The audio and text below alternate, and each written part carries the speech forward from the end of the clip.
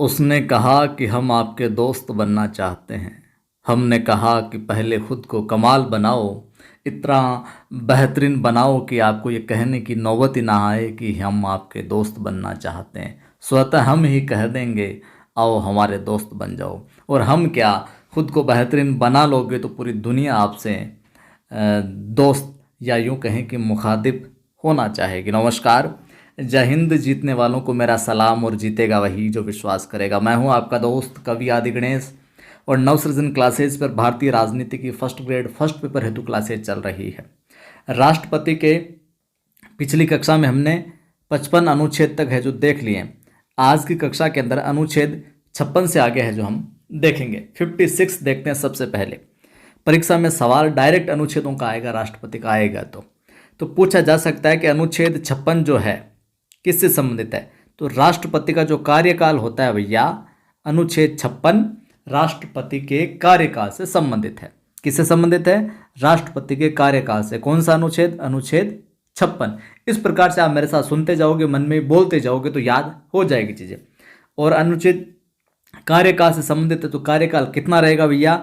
तो राष्ट्रपति जब अपना पद ग्रहण करता है ना कि भाई साहब आज है जो राष्ट्रपति सीट पर बैठ गो, साहब गद्दी पर बैठ गो, तो पद ग्रहण करने की तिथि से लेकर 5 साल तक है जो अपने पद पर रहता है। कितने साल तक रहे? 5 साल तक वो आपका पद पर रहे। कौन? राष्ट्रपति, अनुच्छेद 56 के अकॉर्डिंग।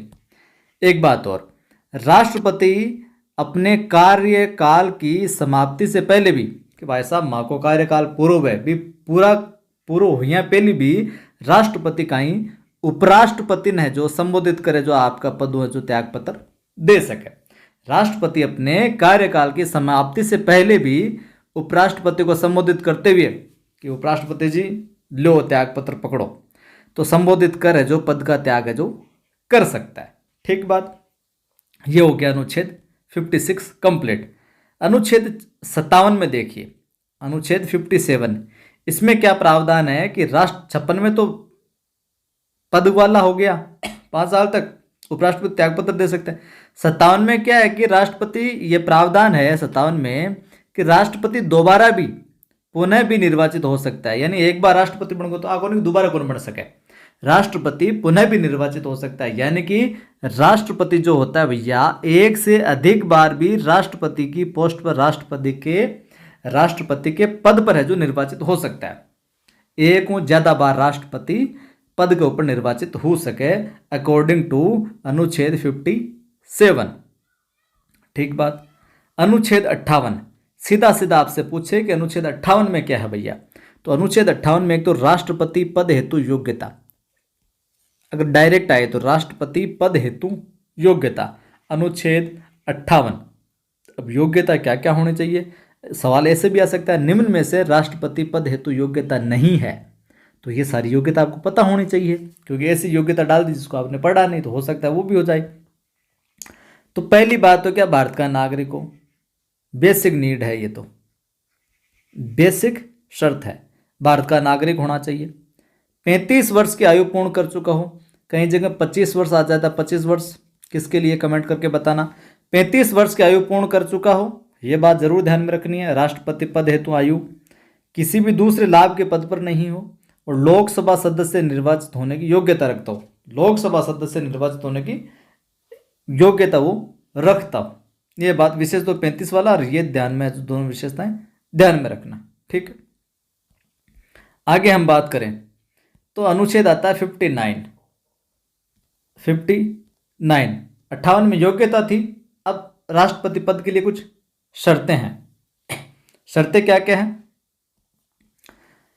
देखिए भैया। पहली शर्त कि राष्ट्रपति के वेतन भत्ते जो हैं उसकी पदावधि, जब तक वो उसके पद की जो अवधि है उस दौरान है जो उसके कार्यकाल के दौरान है जो कम नहीं होंगे, जो भी वेतन भत्ते उसे मिल रहे वो है जो कम नहीं होंगे।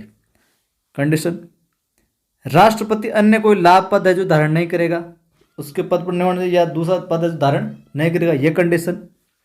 राष्ट्रपति संघ व राज्य के अधीन किसी भी सदन का है जो सदस्य नहीं होना चाहिए।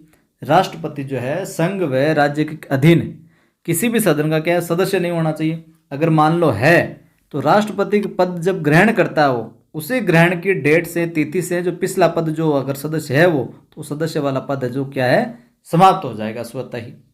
ठीक है बात। वेतन भत्तों की बात करूँ, सरकार के संचित निधि पर है जो भारित होते हैं ये। ठीक है, वर्तमान में 5 लाख वेतन है भैया। ठीक, ये थे कुछ अनुच्छेद। छोटे छोटे वीडियो इसलिए डालता हूँ, जितने अनुच्छेद करूँ उसको 2-3 बार देख कर नोट करके अच्छे से याद कर लो। परीक्षा में अभी समय है तो धीरे धीरे कछुए की चाल से चलते हुए पुख्ता करनी है अपने को चीज़ों को। उम्मीद करता हूँ पसंद आ ही रहा होगा।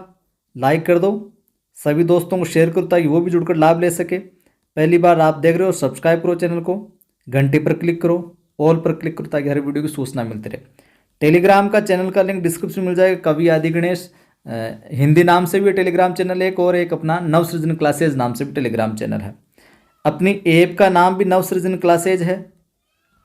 प्ले स्टोर पर सर्च करो नवसृजन क्लासेज, अपनी ऐप मिल जाएगी। यहाँ पर मैं फ्री टेस्ट डालता रहता हूँ और फर्स्ट ग्रेड हिंदी का सुपर 100 बैच भी चल रहा है। तो हिंदी के बैच से अगर जुड़ना चाहो तो अपने एप्लीकेशन से आप जुड़ सकते हो। फिर मिलता